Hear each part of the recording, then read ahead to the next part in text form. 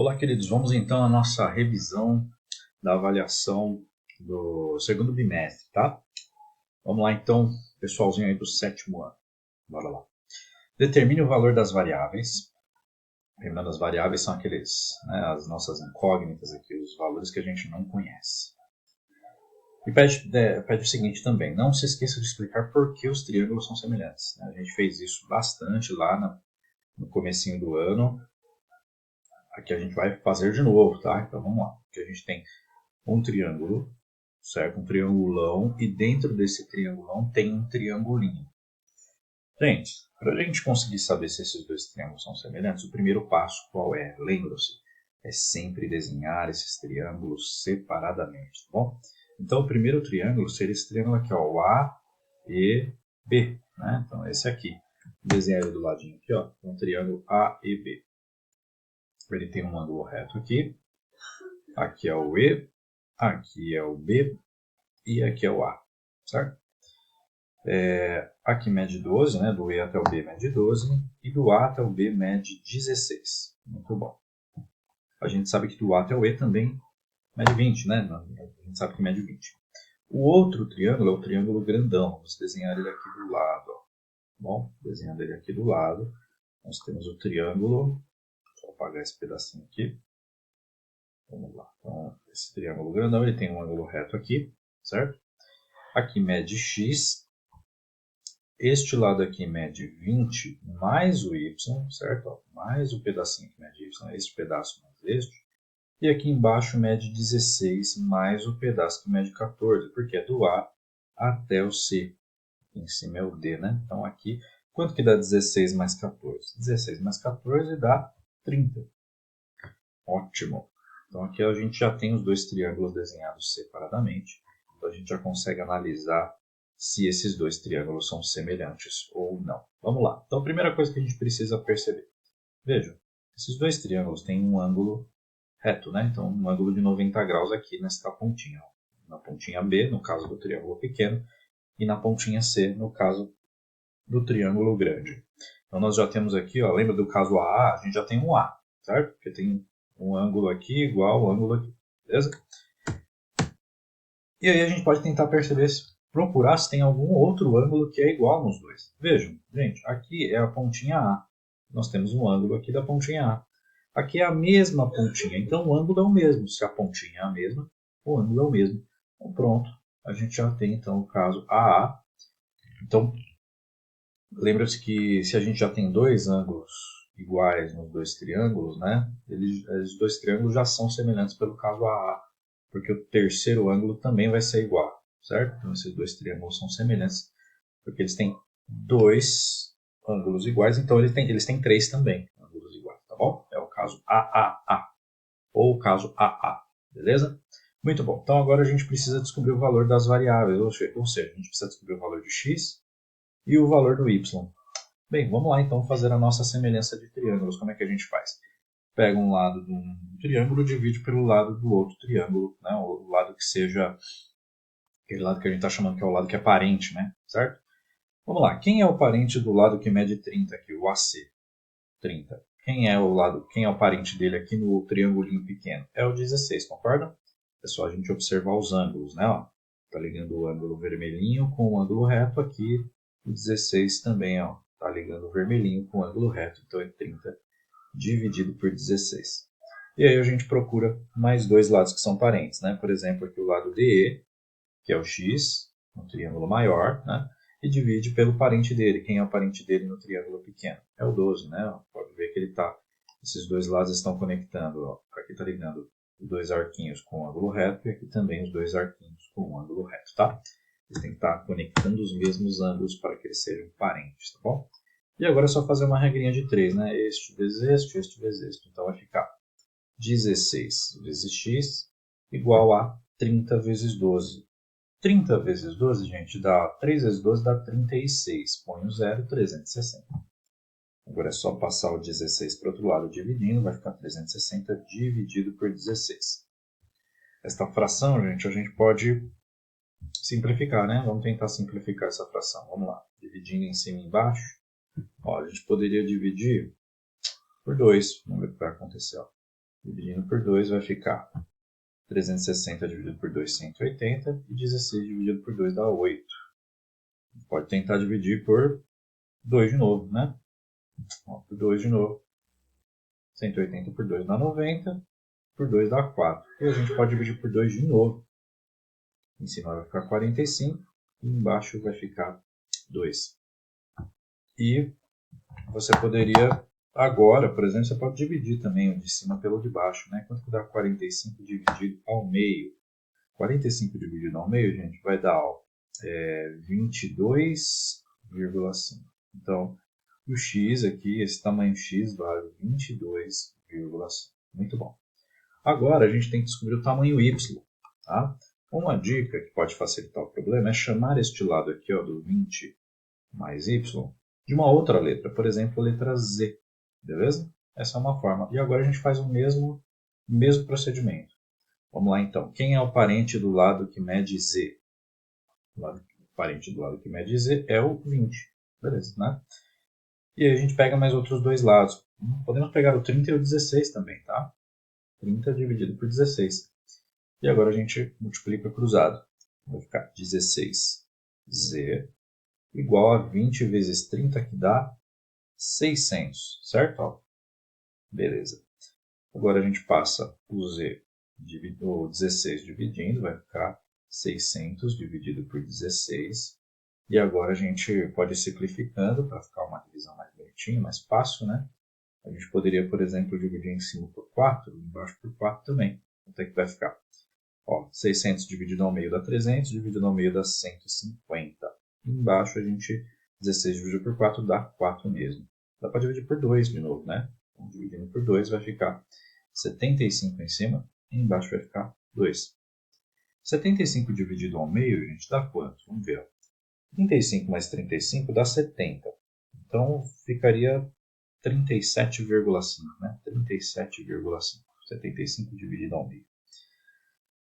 Vejam, gente, vamos voltar para o desenho, né? Vamos lá. A gente descobriu que o tamanho Z mede 37,5, beleza? Ou seja, vou voltar agora ao desenho dos dois juntos aqui, ó. Lá do ponto A até lá em cima do ponto D, a gente descobriu que mede 37,5. Gente, se do A até o E, eu vou pintar de outra cor aqui, vou pintar de vermelho. Do A até o E mede 20. Então, quanto vai medir a parte Y aqui, esse pedaço Y que eu estou pintando de azul agora? Galera, vejam, é só fazer 37,5 menos 20, né? E aí, quanto é que vai dar isso? Bem, 37,5 menos 20 vai dar 17,5. Pronto. Então, o Y mede 17,5. Beleza? Muito bom. Vamos para o próximo exercício. Vamos lá. Aqui, gente, a aplicação do Teorema de Pitágoras. Vamos lembrar como funciona, né? Então, num triângulo retângulo, os catetos medem 12 e 5 centímetros. E ele quer saber o tamanho da hipotenusa. Estou desenhando aqui um triângulo retângulo. Que é um triângulo retângulo, aquele que tem um ângulo reto. Beleza? Os lados que formam este ângulo reto são chamados de catetos. Né? Então, quais são os dois catetos? Um mede 12 e o outro mede 5. E ele quer saber quanto mede a hipotenusa, que eu estou chamando de Hzinho.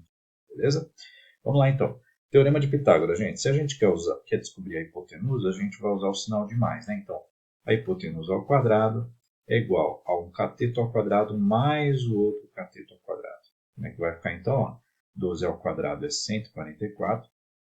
E 5 ao quadrado é 25. Então, 144 mais 25 dá 169.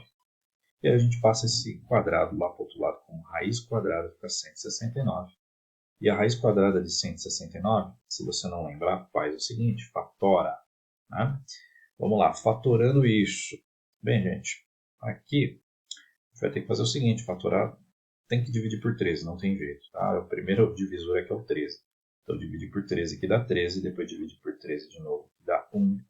Então, gente, vejam, formou uma duplinha aqui. Vai ficar raiz de 13 ao quadrado, ou seja, corta a raiz com a quadrado. A raiz de 169 é 13. Tudo bem? Então, a hipotenusa aqui mede 13. Então, vamos lá, próximo exercício, galera. Ó, uma árvore deixa uma sombra de 45 metros. Então, vamos desenhar a nossa árvore aqui. Certo? Nossa árvore. Uma árvore aqui, beleza. Ela tem uma sombra, então a sombra dela está aqui de 45 metros. Vou colocar 45 metros.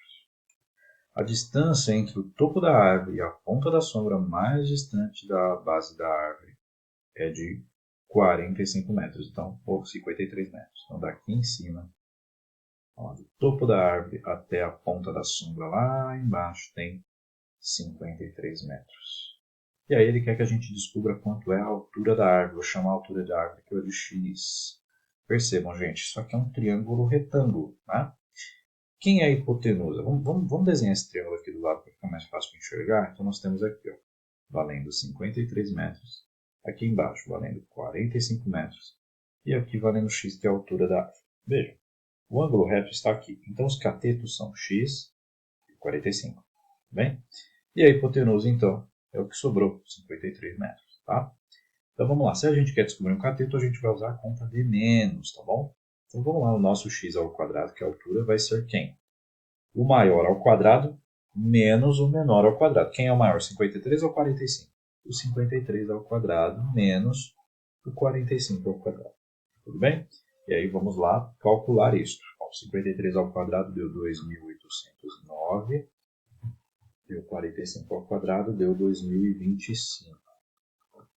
Certo? Então, x ao quadrado é igual a esta subtração. 2.809 menos 2025 dá 784.